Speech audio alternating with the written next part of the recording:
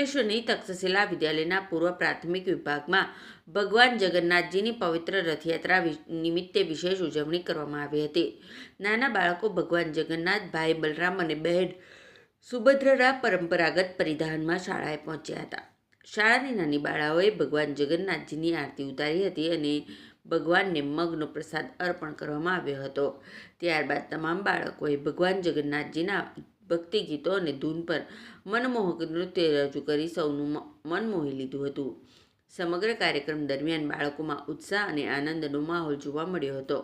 આ પ્રસંગે શાળાના પ્રમુખ ગોમાનભાઈ પટેલ, ચેરમેન વિમલભાઈ પાઠક, શૈક્ષણિક સલાહકાર પી.બી. પટેલ, આચાર્ય ઘનશ્યામભાઈ પટેલ તેમજ શિક્ષકો ઉપસ્થિત રહ્યા હતા. મહાનુભાવોએ બાળકોને આશીર્વાદ અને પ્રોત્સાહન આપી તેમની ઉત્સાહભેર ઉજવણીને બિરદાવી હતી.